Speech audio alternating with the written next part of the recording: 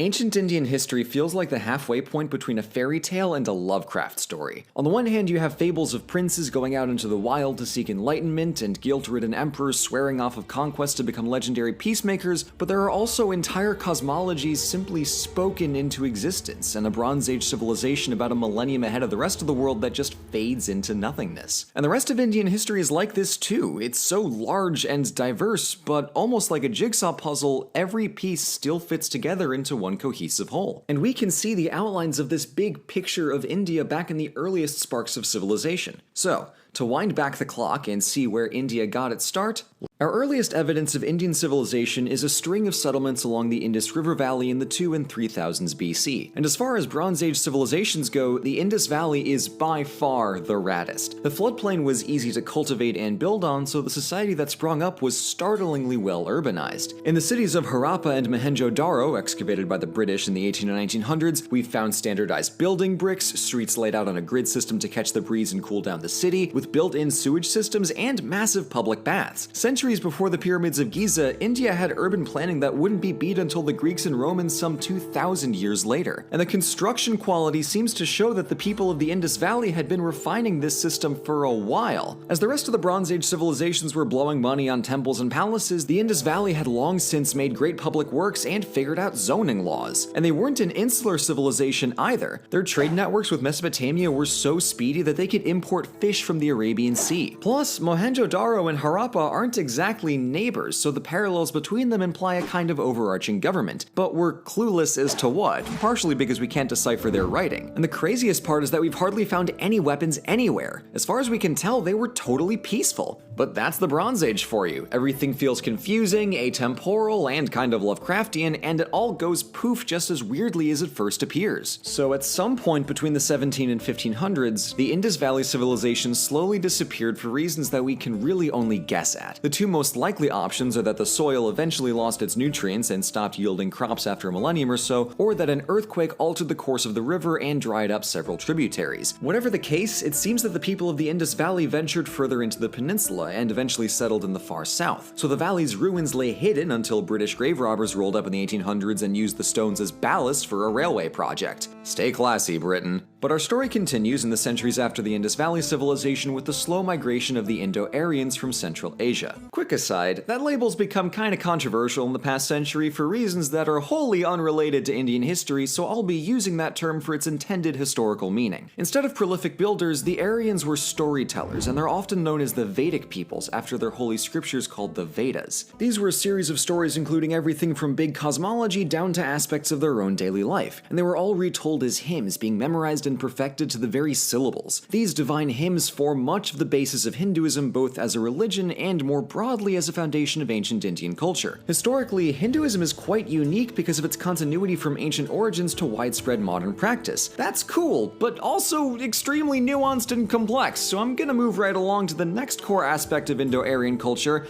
the caste system. Great. When the Aryans came across the native Adivasi people, they maintained political stability via a strict social hierarchy, with the Aryans at the top and everybody else below them. A story we've seen many times on this channel. But as the Aryans and the Adivasi mixed over the centuries, the system later stratified by profession rather than by ethnic group. At the top were the Brahmin priests, then the Kshatriya lords and warriors, the Vaisya merchants and farmers, the Shudra laborers, and the subcaste untouchables who were fully ostracized by society. The big yikes here is that a social hierarchy based on class rather than race is malleable to whomever is in charge. So the caste system has survived the rise and fall of empires to systematically oppress the Indian people for basically 3,000 years. So just keep that in the back of your minds for the entirety of Indian history, and let's swiftly move along. As the Vedic tradition grew and evolved in the first millennium BC, a new wave of philosophical thinking cropped up via a series of texts called the Upanishads. Its name comes from the Sanskrit for sitting down near, as a student would sit by their mentor while receiving divine knowledge through a discussion of philosophy. Similar to the Analects of Confucius or the Tao Te Ching, the Upanishads are presented as a series of brief teachings. The early ones appear along the four Vedas, but many Upanishads were composed and added later. So whereas the Vedas form the basis of Indian religion and mythology, the Upanishads Upanishads are the core of Indian philosophy. It's here that we get the first mentions of topics from the cycle of reincarnation to our duties as people and the consequences of our actions, as well as our sense of self within the greater totality of the universe.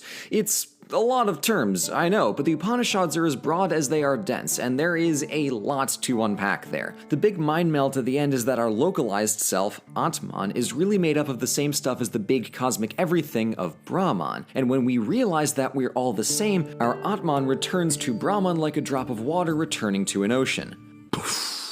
Aside from the big metaphysics, there's so much to learn from the Upanishads, and philosophers from across time have lavished praise for both their sincerity of tone and their depth of wisdom. So let's see, theology, philosophy, aha! We've also got to talk about the epics, the Ramayana and the Mahabharata. Much like the Iliad and the Odyssey, these two big Indian epics blend fact and myth in a way that isn't historical, but is indicative of the world as the ancients envisioned it. It's a neat switch of perspectives. The truth here isn't in facts and dates of the wars being recorded, but rather the divine elements of the stories help frame the human philosophical truths at the core of both of these epics. Now, that said, if some long books are doorstops, then the Mahabharata is the entire door. It's the story of a great succession crisis and a subsequent war sometime around the 14th century BC, and it is just loaded with deities front to back. But the most famous section of the story, the Bhagavad Gita, narrows in on the internal struggle of the hero Arjuna to do his duty even when it's difficult. None of us will fight alongside literal gods in a giant succession crisis. I mean, well,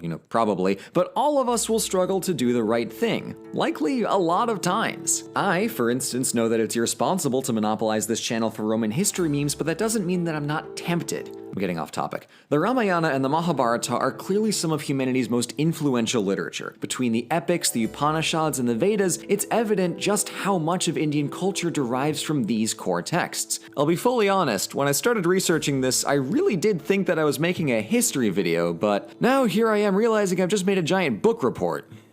Ah well, you take the sources you can get. And unfortunately, what we have in an overflowing font of ancient literature, we lack in most other forms of historical documentation for a good several centuries. But the picture gets a lot clearer once we hit the 600s through 300s BC, as we have archaeological and written evidence for a loose collection of independent states and kingdoms across northeast India. Researchers have found large cities and dense fortifications, as well as new forms of poetry and metallurgy, and the development of Brahmi writing. Among these 16 Mahajanapadas, as they're snappily known, and as I'm sure I've horribly mispronounced, there seems to have been some intense competition as well as interstate trade. Still not a whole lot to go on, but if it's anything like the other clusters of small independent states that we've seen in history, whether it's the Greeks and the Italians or the Maya and the Chinese warring states, it was probably pretty cool. What we do have from this political climate is a famous story of one Indian prince named Siddhartha Gautama. For his entire life, this prince was kept secluded in a palace by his parents, knowing nothing but luxury, health, and joy. But one day he asked to leave his palace and go see the outside world, and was horrified to see people who were sick, gross, and worse,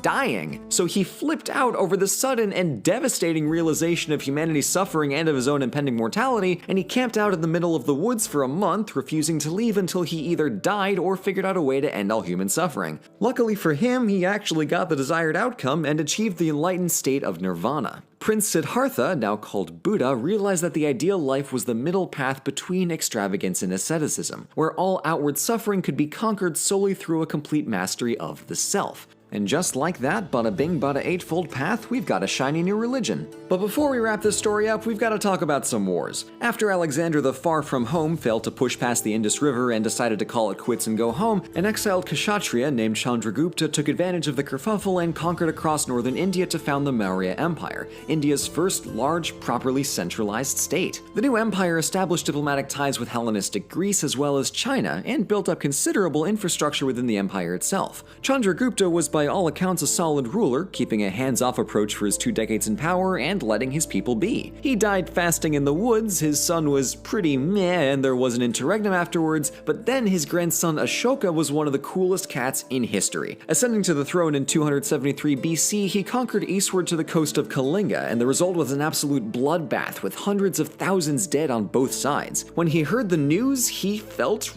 really bad about it, so he issued a full apology throughout his empire and and abandoned warfare entirely to become a Buddhist. He then worked to build trade relations and improve the lives of his people. He was super tolerant of other faiths, and he wrote extensively about his own journey to inner peace through Buddhism. That has got to be the single biggest heel-face turn in history. His life seems almost surreal, but there it is, a conqueror who felt remorse and changed his ways. Unfortunately, his successors were far less able than him, and soon pockets of the empire slipped away before the assassination of Emperor Brihadratha extinguished the Maurya Empire for good in 180 BC. And that's ancient India, from the Indus River Valley to Ashoka the Great. What I find most amazing is the massive catalog of literature that took shape at such an early stage. It's an incredibly strong foundation that's at once diverse and cohesive, and so exquisitely preserved after nearly 3,000 years. And speaking of 3,000 years, the next chapter of Indian history is going to have to be a story for another video, because if I seriously tried to summarize that all at once, I may actually